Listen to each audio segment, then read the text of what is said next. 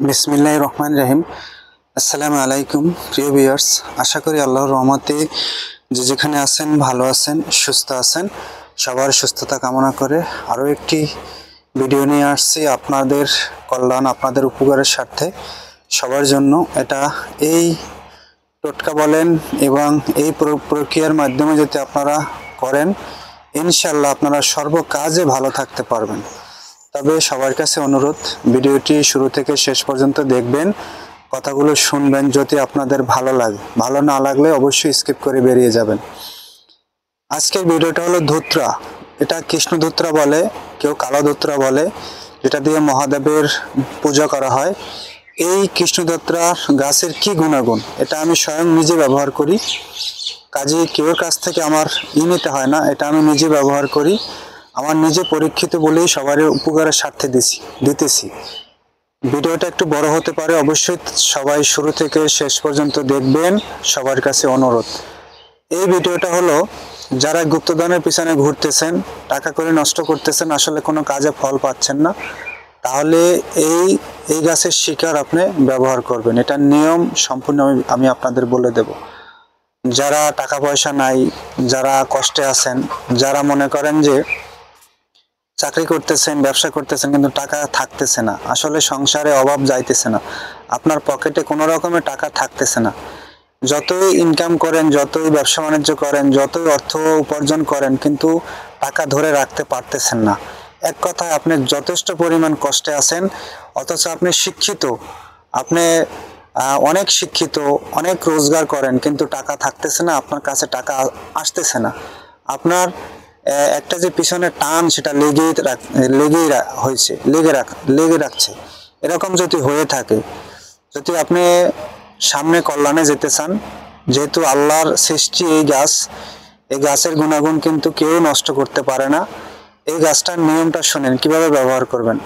ঠিক অমাবস্যার একদিন আগে এই গাছটাকে নিমন্ত্রণ করবেন। একটা পান, একটা 1 টাকার কয়েন, একটি সুপারি, একটি মোমবাতি এবং ধূপকাঠি দিয়ে গাছটাকে প্রণাম করে, গাছটাকে একটু গঙ্গা জল ছিটা দিয়ে গাছটাকে বলে যাবেন যে আগামী দিন আপনার শিকার নিতে, হে বৃক্ষ, আগামী দিন আপনার শিকার নিতে আসবো। অবশ্যই আমি যেই কাজের জন্য নিয়ত করে আসবো, সেই কাজের জন্য আপনার শিকার আমাকে দিবেন। এটা বলে গাছটাকে নিমন্ত্রণ করে অমাবস্যার একদিন আগে চলে যাবেন। অমাবস্যার দিন চলাকালীন ঠিক প্রথম গ্রহ মানে প্রথম প্রহরে, প্রথম সকালে যাবেন গাছটার কাছে, যেয়ে গাছটা জাগাবেন। জাগানো মন্ত্র আমি বলে দিচ্ছি, সবাই শুনেন। 2টা মন্ত্র বলবো, 2টার যেটা আপনি কাজে খাটান। প্রথমটা হলো জাগ জাগ জাগিস, যেই কাজে লাগাই সেই কাজে লাগিস। দ্বিতীয়টা হলো বিসমিল্লাহির রহমানির রহিম, জংলার গাছ তুই জংলায় থাক, যে কাজে লাগাই তুই সেই কাজে লাগ, সত্যযুগের গাছ তুমি কলিকালে জাগো। এই 3বার বলবেন, 3টে গাছটায় টোকা দিবেন, দিয়ে একটি শিকড় তুলে আপনার অনামিকা আঙ্গুল, এই যে আঙ্গুলটা, এই আঙ্গুলের কর পর্যন্ত আপনি শিকড়টা কাটবেন। কেটে একটি মাদুলিতে, মানে রূপার চাঁদের উপর একটি মাদুলিতে ভরে আপনি কোমরে ব্যবহার করবেন। তবে অবশ্যই এই কথা আপনি কাউকে শেয়ার করবেন না যে আপনি এই ব্যবহার করতেছেন। আপনি যে কাজে যাবেন তাৎক্ষণিক সবাই বশ থাকবে, কখনো আপনার কাছ থেকে অর্থ হারাবে না, অর্থ আপনার কাছ থেকে কখনো যাবে না। এটা আমি 1000% গ্যারান্টি দিয়ে সবার উদ্দেশ্যে বলছি।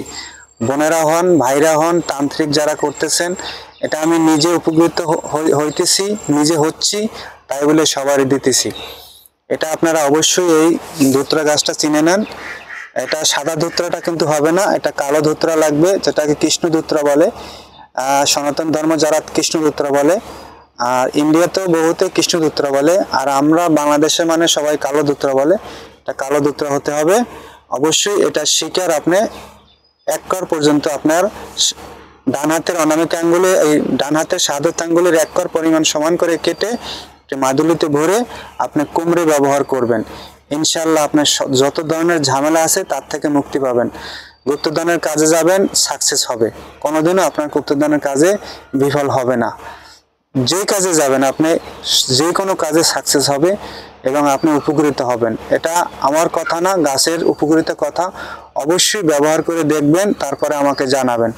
সবাই ভালো থাকবেন, সুস্থ থাকবেন, আর অবশ্যই এটাকে ব্যবহার করবেন। এই টোটকা কখনো ফেল হবে না। আজ এই পর্যন্তই। আসসালামু আলাইকুম।